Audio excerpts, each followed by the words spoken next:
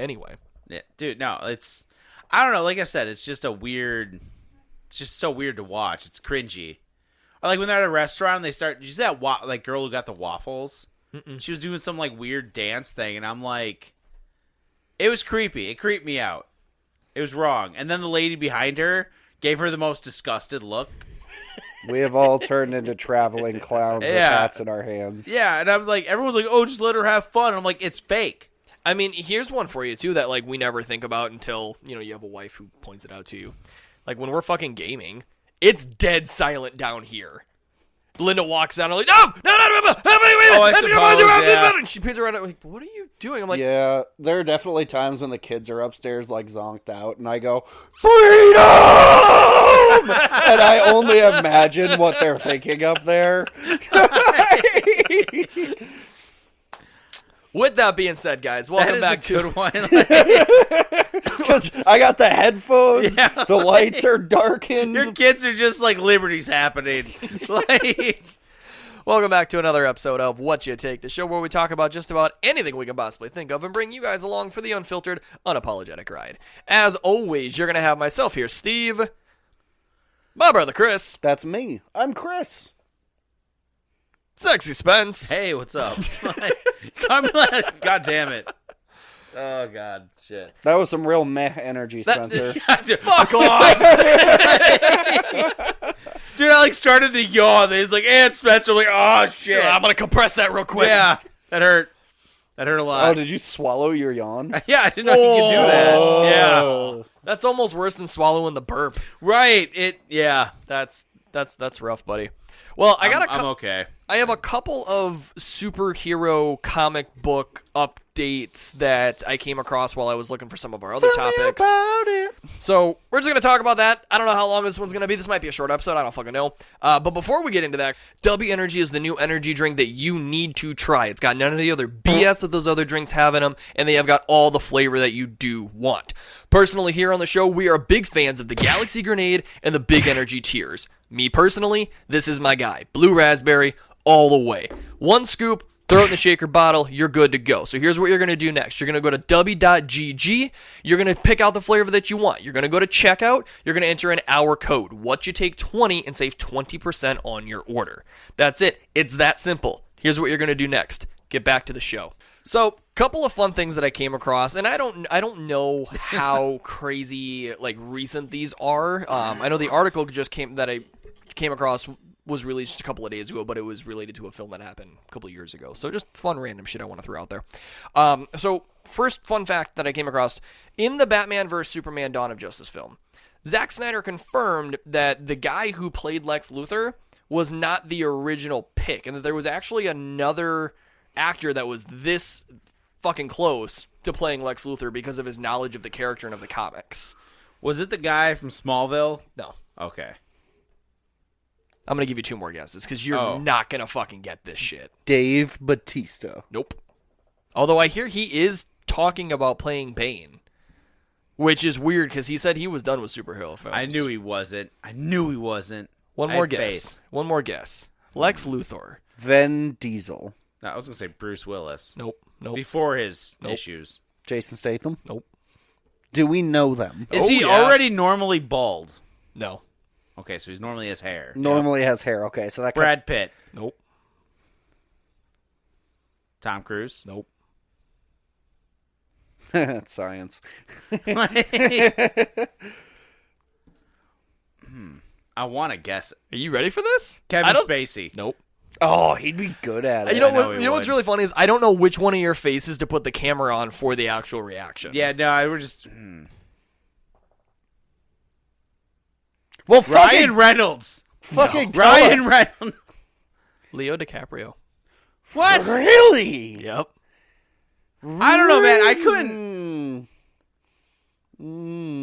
I guess him and Snyder had a lot of conversations, and I guess he said that Leo DiCaprio actually had a lot of really great ideas pertaining to the content and the character and so on and so forth like that, and was even, from what I understood, was even offered the role for it. And he took a long time to think about it and ultimately ended up saying, no, thank you. And we got the kid that we got. Leo DiCaprio. I can't. Who was that? He would look weird bald. Who He'd was look that? weird. What? Who played him? Oh, the guy from Zombieland. Michael Cera? Is No. that Michael Cera? No. Who is that? He's also in. Is that Scott Pilgrim? No. No. That's Michael Cera. It was also the kid from Now You See Me. Yeah. Social Network. Yeah. He's in a lot of shit. Who is he? I always forget his name.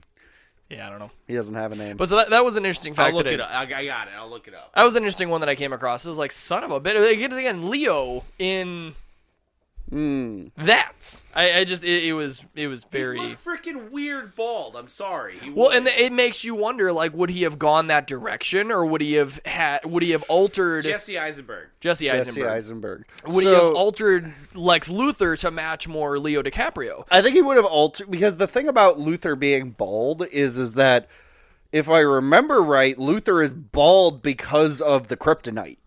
Oh, I don't know. He's bald because he gave himself, like, cancer. Right. I thought that was way later on. Lex Luthor to me has never had hair. Yeah, Correct. well, I mean, Superman cartoons. Right, that's a staple point of the character. What's interesting though too is, like, I mean, but from an actor's perspective, I mean, Leonardo DiCaprio does a really good job with very affluent characters. Oh yeah. So it's like that kind of a persona and that level of class and so on and so forth. Like, he basically would be playing an evil Gatsby. Right. Yeah. I'm not doubting his ability to act. I just think he'd look weird bald. He would be very out of place in that kind of universe. Right. But no, as far like I think he's one of those guys that just you tell him a role and he can do it amazingly. Oh, absolutely. Like No doubts on no that. doubting his talent. It's just I can't. He doesn't have the look to me. I guess.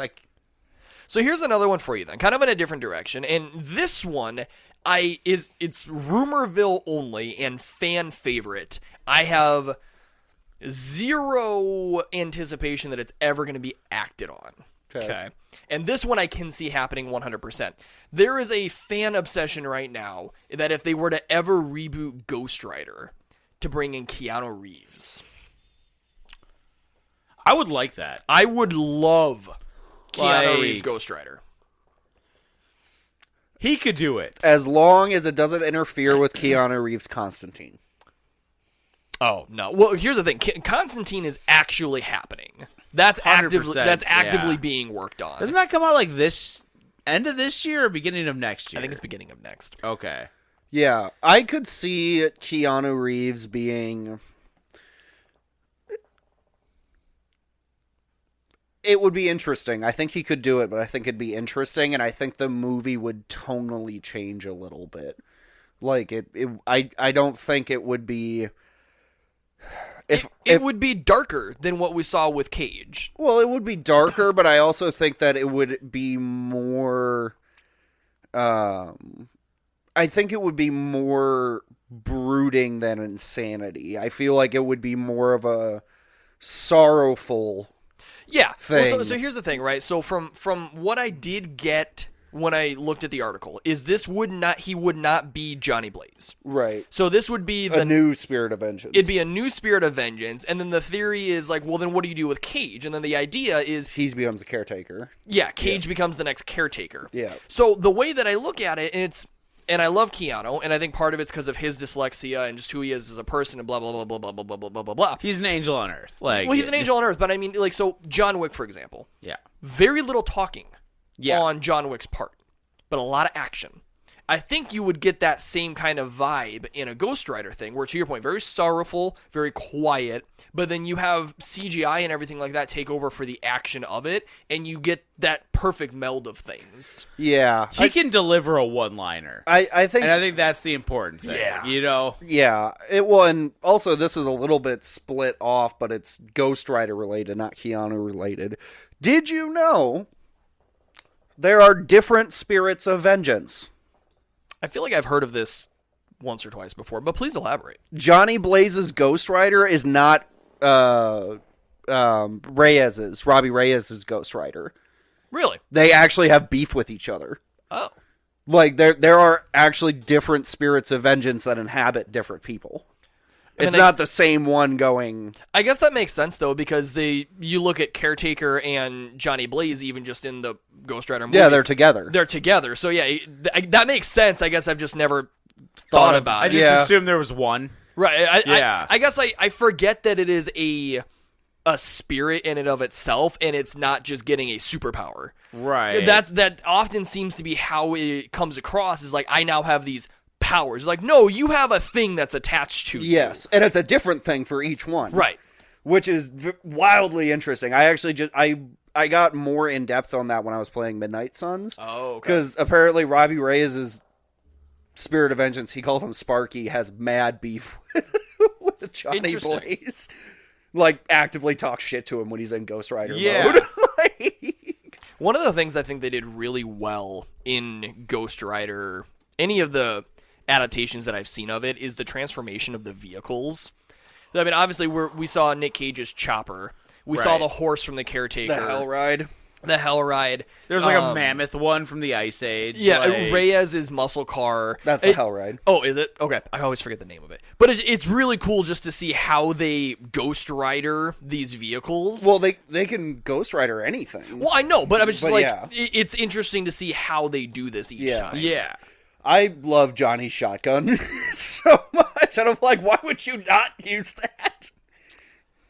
I mean, the chain is cool, but like, just hear me out on this, okay? Just it's a gun. Like, let's just. But what about a tank? Yeah, I mean, Robbie has like these like naginata kind of like chain things where it's like it's a chain and then it's a sickle. Yeah, and he swings and hooks people and. Ugh. There's got to be like limits. Like, it's got to be one of those where it's like you have to have like a certain connection to something you Ghost Ride, right? No, I don't. Well, because they can hellify anything. Because like in Nick Cage's, he got his Ghost Rider chain from a construction site. He just ripped that down. I meant like and the ride though. Oh, the ride. Yeah, I think it has to be yours. Yeah, because I was like, otherwise I'd like you said, commandeer a fucking tank. Come at me. But then again, Ghost Rider is also really slept on. He's crazy powerful. Yeah, on the ranks, I think like I saw one where it was like he was like top 6 or something. Yeah, like he gets slept on a lot, but I think that's because Ghost Rider hasn't had a. He hasn't had like a world-ending threat that he's come front and center for. Not even that. And I love Nick Cage. Don't get me wrong. The movies didn't do well. No. So he hasn't had good screen representation for people to go bonkers over him. Even in Agents of S.H.I.E.L.D., where we saw Robbie Reyes. Yeah, didn't he bust out of the Hulk's containment unit? Yeah, but no one has received, unless you are a Ghost Rider fan, no one's really received him well on screen. Yeah. They haven't, right. They need to give him a dark solo film and just try again and make it creepy as fuck. Well, it's kind of like is the Green Lantern effect. Yeah. Like, yeah. You need, yeah. Well, and the problem is you got to find something that, like, weirdly, I feel like a Ghost Rider, Doctor Strange, and Scarlet Witch team up could be a good movie. Or even just one of those limited series type of things where they have like a big threat. That's my problem, though. You can't put Ghost Rider in that ring because he'll get slept on. Because you're going to have Scarlet Witch. You're going to have... you need Ghost Rider by himself. Have him by himself first and then build up to like a magical threat like they did for Infinity War. Have it be like Mephisto or something and these three have to handle it. Maybe, yeah. Or he threw him in a Constantine world. Well, yeah. I mean, Constantine is DC, but... yeah. I always forget he's DC. Yeah, Constantine is DC. Sorry, that's like a sin, but yeah. But yeah, like, if you could, like, spend a movie or two building up Ghost Rider and the kind of shit he deals with, we already know Doctor Strange does extraplanar bullshit. We know Scarlet Witch is into magic and, like, the Darkhold and shit. You could have some kind of, like, dark blasphemous bullshit coming from across the stars. And, you know... Yeah, I get it. Kind of, those are the only ones that really like fuck with his like level of world shit. Well, and it also all fits thematically into like that occult niche of like the Avengers had outer space and Thanos and Captain Marvel and this and that, but you need to remember that like there's a whole demon realm too. There is hell. Yeah. Well, and that's just I feel like I still feel like you almost should remove Doctor Strange at that point still though. Like cuz he is so much he's more extra planar. and I know Hell kind of falls into that, but extraplanar and space and whatnot, I feel like maybe Scarlet Witch a little bit, but like something needs to happen where like, or we just need more magic people in the MCU Yeah. happening. Because like a lot of it has been going like that sci-fi route. It's like there's a lot of other bullshit going on. No, I agree. In Marvel. Nope, I totally agree. Like, so speaking of Marvel, continuing with that. So you gentlemen have seen the popcorn bucket for Dune, correct? Yeah. You guys saw that abomination. yeah, and everybody turned it into a pocket pussy. Yeah. So playing off of that, Deadpool 3, Deadpool and Wolverine, has announced that there is going to be a very adult popcorn bucket. And I've seen some of like the fan art. One of them was Is it just Wolverine's hairy ass? No, but one of them was Deadpool's crotch. So like they were gonna seal the bucket on top and make you reach in through his crotch to get the popcorn. Yeah. There was another one where it's just Deadpool's face looking upwards, and then it was a hole where the mouth is, but that doesn't make sense because of his mask. So they were promising an adult popcorn bucket. But I mean, so I'm looking forward to see how they incorporate. They better make a language joke. Oh, yeah. Because one of the scenes that they keep teasing is while they were in Sokovia, with that opening battle from, was it Civil War? No, not Civil War. Age of Ultron. Age of Ultron. And when Cap makes the language comment, Deadpool needs to have a say in on that somewhere. That would be fucking hilarious. Dude, I still think they should keep doing with Stan Lee. Remember when Stan Lee used to make a cameo? I want Deadpool to make a cameo in every Marvel movie. He needs to take up that mantle. He does. Dude, Stan Lee would respect that. I know he would. Like, my favorite one was that scene in the library in Spider-Man where they had that epic fight and he was just listening to music and just calmly moving. The best. But really? It wasn't the strip club one? Mine was that was a good one too. Mine was in the Incredible Hulk, where the Hulk's blood got spilled into all of that Fanta at the Fanta factory, and he opened the fridge and he drank it, and he was like, Excelsior. Like, no, I don't know, man. I think that would be kind of interesting though. Like, yeah. The other thing that is coming out of the actor that is playing the new Human Torch is he believes, let me see if I can get my thing right. He's saying that Fantastic Four is different and could be the film that helps to combat superhero fatigue. From what he's saying is the way that this script is that the film is going to focus more on the people behind the heroes and not just the superheroes being superheroes 24/7, and giving it that personal look behind everything that's going to help to make it more of a film you're going to pay attention to and not just put on in the background. Gotcha. So they're going off like the action drama. It's like, hey, you're going to like character development. Correct. I kind of like that. Because like, that's kind of why I like The Boys so much. Because you kind of learn, you see the horror behind the curtain. Correct. You know? Well, you even look at like the early Infinity Saga stuff, right? Like, right. We paid attention to Tony for who Tony was, and then he did Iron Man shit, Right? And you know, Stephen Strange and all. Like there was the people struggles behind just kicking ass and taking names. Well, it was all The character origins. development. The They were like- origins. yeah. Well, and not just and That's why by Endgame you got to love all the characters because like they all had their own movies and you've been watching them and tracking them and like Yep. it was a 10-year build up. I mean, it was amazing. So they're claiming that that's going to be supposedly that's what's happening with Fantastic Four. Well, I'll be really interested to see if that's the case and if that actually does kind of get people out of the superhero fatigue, because that is becoming a very real thing with every new superhero film and project that's being released. Dude, I have it. I'm just to the point now where I'm just like, I love superhero movies. I bring love all me Henry Cavill and bring me 40K There is another for the Imperium. It'll be a nice palate cleanser of gore. There was a poster that got released for the Thunderbolts, I think is what it is.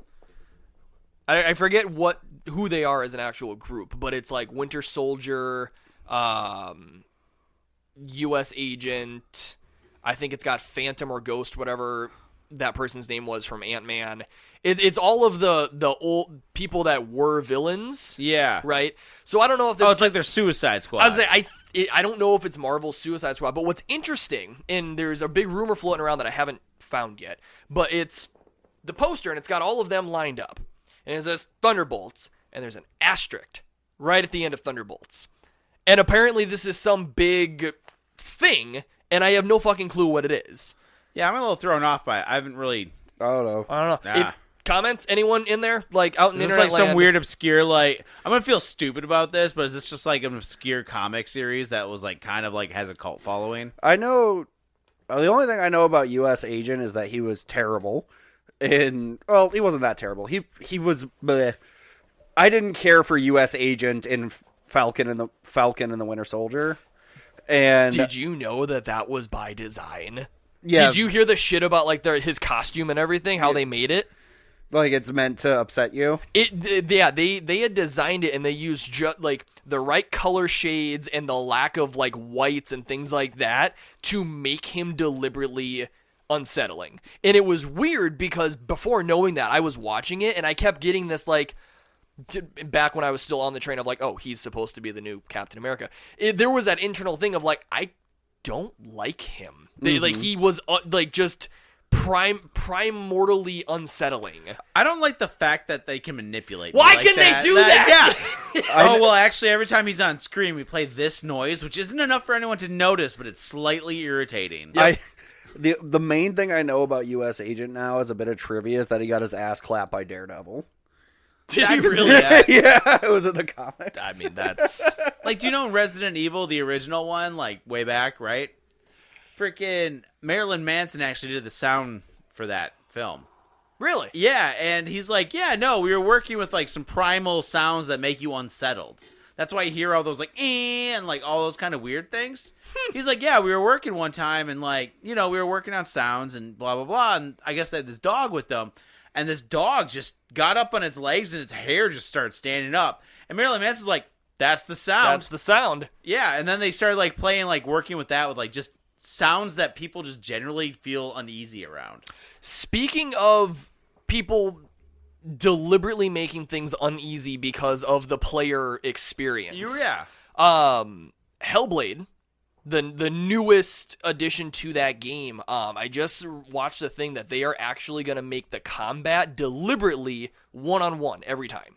You may have like 7 people around you, but you will only combat one person at a time, and they're making it more cinematic from what it looks like. It almost looks like there's going to be a lot more like quick time events kind of built into it, taking that very like God of War look to some of the combat, the up close and gritty. I'm really interested to see what that game's going to do. It's sad because I think it's only going to be Xbox. Xbox PC.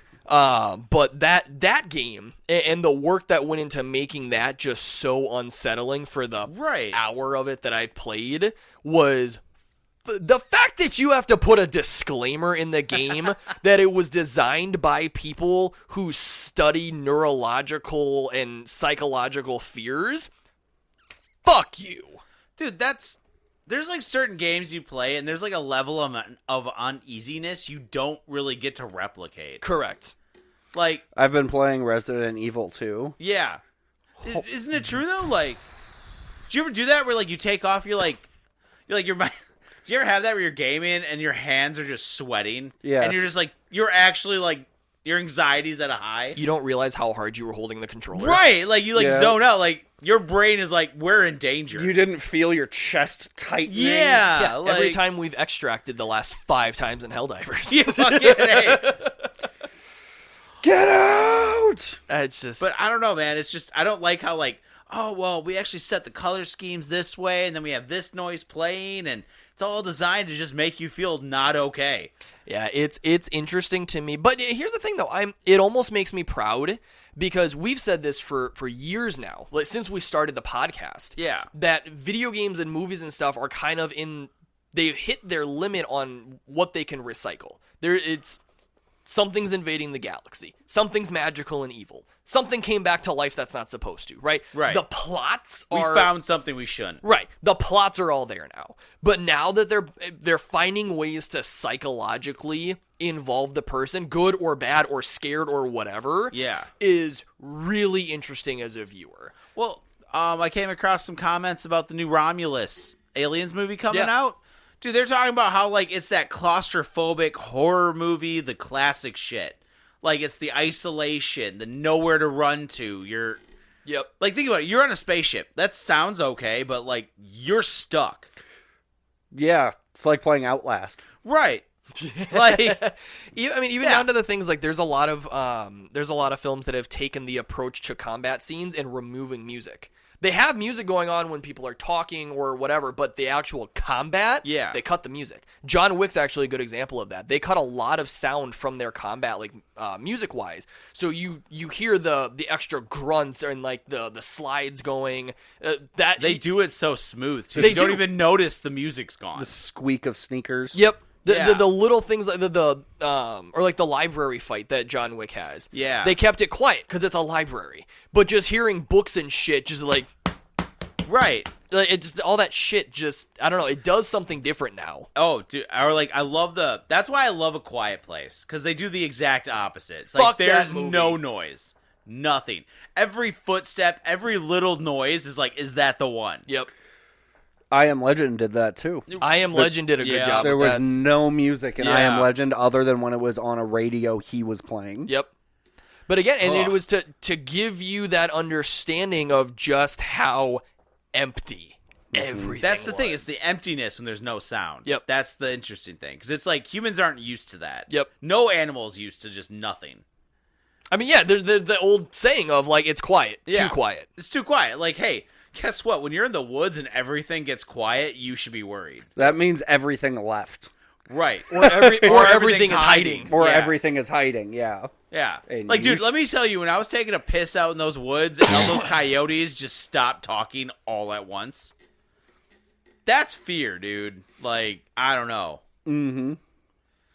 Ugh. Yeah. But yeah, no. So anyway, there's a new Quiet Place coming out, though. It's going to be kind of interesting. A sequel? Prequel. Okay, Oh. can you answer... I've seen this question asked around the internet all the time. So they set up the waterfall to be a safe place to talk and do stuff. Why didn't they just live at the waterfall? I kind of wondered that, but it's like they'd have to build a shelter, I'd imagine. But they wouldn't have to worry about noise. Well, I mean, there's like an extent of noise I feel like it hides. Like, they said they could talk, but I don't think they could build a shelter. Oh, without... Yeah, I mean... I guess that's just my thought, is like, he probably assumed it'd be safer to Stay at home. quiet up their house versus build a... I get what you mean, though. It's like, I'd be hanging out there all the time. At least I can have a conversation. Especially if they don't have the capacity to make a shelter, Right. be it resources or know-how. Or tools or whatever. Yeah, like, you're going to basically go from a house to a shack. Yeah. But I get the question, though, because it's like, Valid question. right.